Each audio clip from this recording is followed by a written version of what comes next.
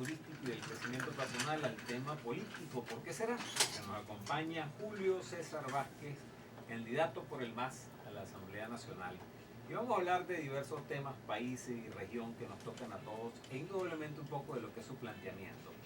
Quiero comentar antes un par de mensajes que nos han llegado. César Rizo nos dice: no deja de preocuparnos a los venezolanos los ataques a las sedes de los cuerpos policiales que nos llevan a pasearnos por eventos superados en la Colombia de la era de Pablo Escobar. Uno no puede entender que delincuentes lancen granadas como si fueran papelillos. ¿Quién los bota? ¿De dónde salen?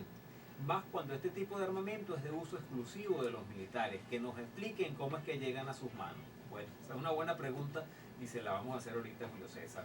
Leandro, en torno al tema turístico, nos dice: mientras no nos deslastremos de estos incapaces del régimen, no vamos a tener turismo. Lo demás es puro bla bla bla. Chucho nos dice: el tema del turismo es un tema grave y delicado para Venezuela porque es la industria que nos puede mover la economía. Lamentablemente, el primero en torpedear el sector turismo es el propio gobierno al generar este despelote que hay con los pasajes y con los operadores turísticos en todo el país. Andresito nos dice: el tema del turismo en Venezuela es tan duro que es uno de los turismos más caros para los venezolanos y más baratos para los extranjeros, pero de los más inseguros en todo el planeta. Esto atenta contra el servicio y el sistema. Nos dice Josefina: excelente entrevista la de turismo, muy bueno el tema del coach. Espero que el político esté a la altura. Bueno, vamos a ver si el político está a la altura. Bueno, Julio César, empezamos hablando del tema de la inseguridad. Como prefiera. Vamos a empezar con el tema de la inseguridad, porque por aquí nos trajo Julio César el folletico promocional que está bien simpático, bien agradable. Y bueno, empieza con una frase tradicional de nuestras palabras venezolanas, ¿no? Una de esas que tenemos para la expresión de la molestia, ¿no? ¿Cómo están? Molestos. Pero molestos no, sino molestos en poco. Julio César, hablemos del tema de la inseguridad. ¿Tú crees que ese es uno de los temas que genera molestia en el país? No, por supuesto. Considero yo, desde el punto de vista nacional, todo venezolano, sin incluir ideologías ni partidismo, debe estar molesto con la situación que hoy en día genera la delincuencia y cómo afecta incluso a toda la producción nacional, al empleo, a la calidad de vida del venezolano.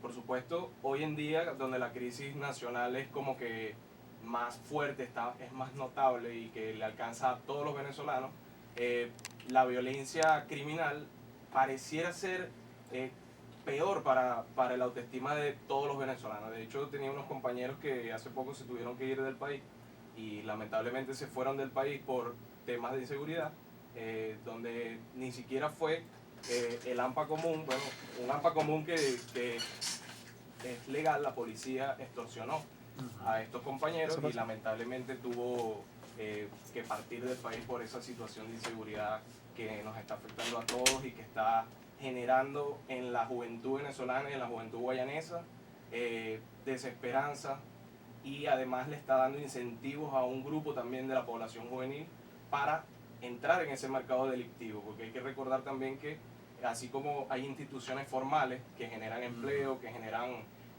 bienestar social, hay unas instituciones que son informales, que son también organizadas y que generan en el público joven, en el público en general, una serie de incentivos para poder estar dentro de esas organizaciones. Eso se refiere a dinero, bueno, poder en sí mismo, control, y cuando se dan cuenta hay una serie o hay un grupo de jóvenes y de adultos involucrados en esa cadena delictiva que pareciera ser interminable en Venezuela. Nos han tocado, fíjate, varios temas. Hablamos del tema de la delincuencia, hablamos del tema de la migración, en parte forzada, que lamentablemente ha significado para Venezuela una hipoteca al futuro, porque ¿quiénes se están yendo? Se están yendo una gran cantidad de personas jóvenes, de profesionales recién graduados o profesionales con pocos años de experiencia, que aprovechan esa formación venezolana de muchos años para llevársela al exterior. ¿Cómo hacer ante esto, Julio César? ¿Cuál es la propuesta tuya para frenar este tema de la migración?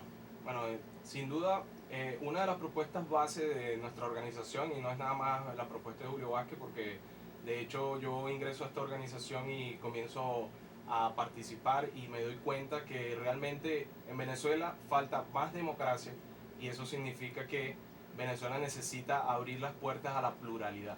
Esto para la política o en el sistema político venezolano podría beneficiar a una alternativa que nosotros venimos trabajando desde hace mucho tiempo, que es el tema del diálogo.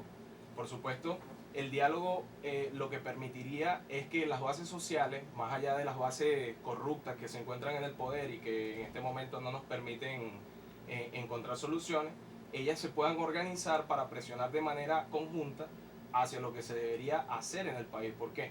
Por ejemplo, hoy hay un caso específico, el problema con José Ramón López, un alcalde, y en la pugna pública de los partidos políticos se ve muy marcado que está un grupo radicalizado dentro de la revolución en contra de la institucionalidad de la alcaldía, más allá de la ideología política.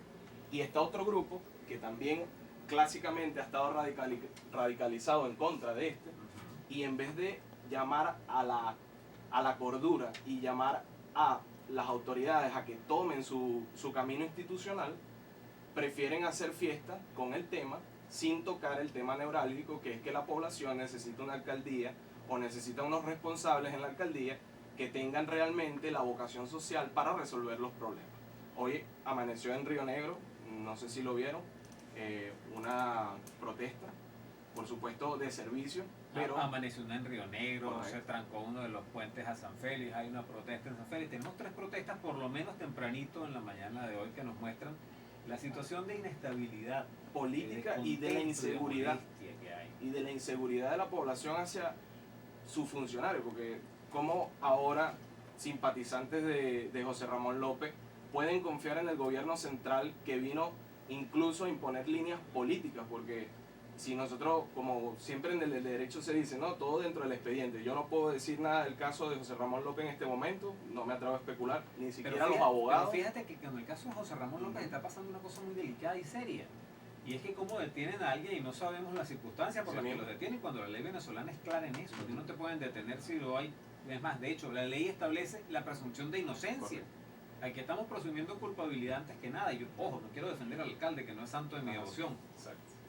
Pero sí se está saltando el proceso y sí se ha ido atentando contra el tema de la institucionalidad. Fíjate, se creó una corporación de servicios para la ciudad, vulnerando las competencias municipales que están en la Constitución. Ojo, se supone, tú eres abogado, ¿verdad, Julio? Que a nivel de leyes, Constitución mata todo, es la ley máxima Correcto. Del país, sobre la que solo están los tratados internacionales de Venezuela. Y ni siquiera tienen el mismo rango. Y tienen el mismo rango. ¿Cómo queda esa ley cuando se toman decisiones de este tipo? Por supuesto, otro problema de Venezuela y que también afecta la inseguridad en este país es el tema de la impunidad.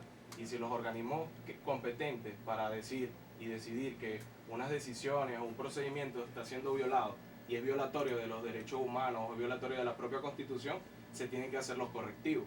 Por ejemplo, aquí en Caroní, al alcalde no es que ahorita lo vienen a sacar, ahorita es que le dan el último golpe, pero anteriormente con Corpo San Félix se le quiere limitar competencia al mejor estilo de Miranda, al mejor estilo del gobierno nacional, quitándole competencia a alcaldes opositores, y además también había en este momento con el tema del transporte público, se lanza un sistema de transporte rápido por el medio de la ciudad, violando principios constitucionales de competencia municipal, donde el gobierno regional, la gobernación en específico, se abroga un derecho que no es de él, porque ni siquiera catastro, no se hizo impacto ambiental, nada. O sea, de hecho, podaron una enorme cantidad de árboles. Por ahora. ¿Y cuántos faltan todavía? O sea, aquí los ecologistas deberían estar indignados y eso lo sabemos porque estamos en un grupo donde hay ese sentir ecologista, y en la ciudad, que es una ciudad cercana a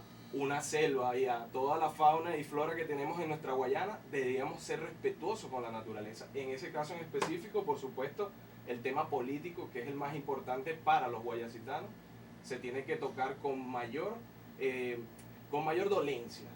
Por supuesto, eso es otra de las visiones de nuestra organización, y por lo menos en mi caso como dirigente juvenil, ha sido, más allá de radicalizarnos por el tema nacional, enfocarnos al tema regional y de las carencias que existen en la región. Fíjate, por aquí nos lanzan varias preguntas y opiniones. No, César nos dice, en el programa de hoy el gobernador nos pide que no nos molestemos si no conseguimos harina pan.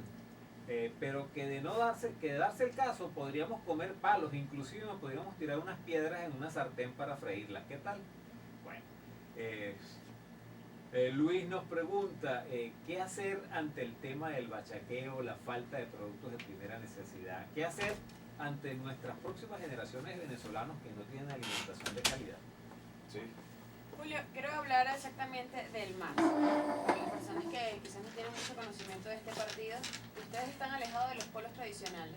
No son de la MUD, no son del PSUV. ¿Qué particularidad entonces tiene este partido? Bueno, el MAS tiene ya 4 años con la visión de despolarizar el país, no es un planteamiento nuevo. De hecho, yo tengo 24 años, pues tengo más tiempo viviendo este gobierno, pero por supuesto en la historia del partido, cuando el MAS estaba, el bipartidismo de Dedico Pey, también planteó el tema de la despolarización. Incluso hubieron momentos estelares donde el MAS con este planteamiento de despolarización pudo despolarizar el país realmente. Le ganó al bipartidismo Caldera en un momento, en el 93, y también en el 98 con el planteamiento de Chávez, el MAS se adhiere a la propuesta de Chávez y logra despolarizar nuevamente al bipartidismo existente. ¿Esa posibilidad se puede en estos momentos? En este momento hay una alta posibilidad en el país porque la conducta no es la tradicional. Tradicionalmente el país siempre ha estado polarizado entre PSUV y MUD, o Gobierno Nacional y la MUD.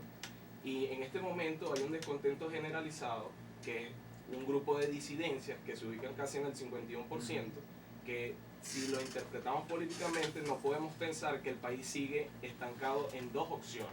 Por supuesto, el MAS lo que propone es una opción distinta que pueda canalizar problemas de las ciudades, de las regiones, y consiga desde lo técnico político, o sea, en este caso hablando de la Asamblea Nacional, son 165 diputados. Con 21 diputados de esta opción, cualquiera de los polos quedaría sin mayoría. Y eso significa que las agendas no serían impuestas, sino que las agendas tendrían que ser conciliadas. Y ahí es donde entra el otro reto político que el MAS se está poniendo para la ciudad. Y en este caso nos está dando los insumos a los actores que estamos en este momento aspirando a la Asamblea Nacional. Nos está diciendo que tenemos que asumir una postura de conciliación.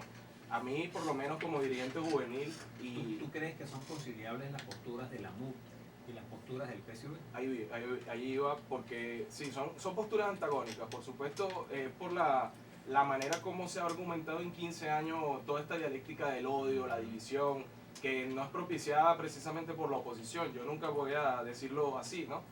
Fue propiciada por un gobierno que tenía muy claro que dividiendo podía hacerse del poder. Y todavía hoy en día, cuando la crisis nos hace reflexionar sobre la acción de nuestros políticos, ellos siguen empeñados en la misma dinámica.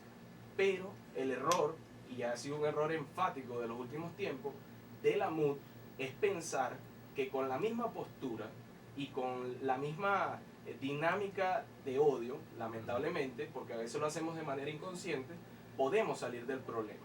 Entonces, la codificación o la argumentación de los dos se basa en que todos dentro de la unidad, nada fuera de la unidad, pero no es tan distinto lo que decía Chávez en su momento, o lo que dice el PSUV todo el tiempo, todo dentro de la unidad, nada fuera de la unidad.